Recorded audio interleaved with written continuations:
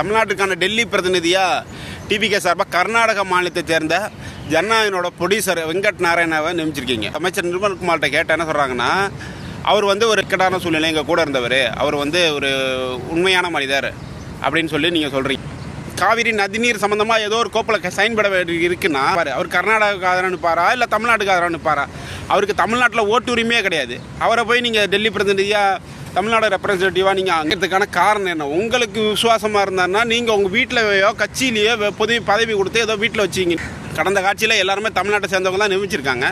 நீங்கள் திடீர்னு கர்நாடகா சேர்ந்தவங்க கொண்டா நியமிச்சிங்கன்னா அது தமிழருக்கு செய்த துரோகம் இல்லையா? அது மட்டும் இல்லை, அவர் உண்மையானவர்னு சொல்கிறீங்க. அப்போ 2 கோடி தொண்டர்கள் வச்சுருக்கீங்க. 2 கோடி தொண்டர்களில் ஒருத்தங்க கூட உங்களுக்கு உண்மையானவர் இல்லையா? கர்நாடகா சேர்ந்தவர் தான் உண்மையானவராக உங்களுக்கு இருக்காரா? என்ன மொழிபெயர் தியாகியா இல்லை சுதந்திர போராட்ட தியாகியா? ஜல்லிக்கட்டு போராட்டத்துக்கு போராடினாரா? தமிழ்நாட்டு உரிமைக்காக எதில் அவர் நின்னார்? எதுக்காக அவர் தமிழ்நாட்டோட பிரதிநிதி? தயவு செஞ்சு அவர் வாபஸ் வாங்க. இங்கே ரத்தன் பண்டிட்டை வாபஸ் வாங்கின மாதிரி அவரையும் வாபஸ் வாங்கிடுங்க. தயவு செஞ்சு அதான் உங்களுக்கு நல்லது.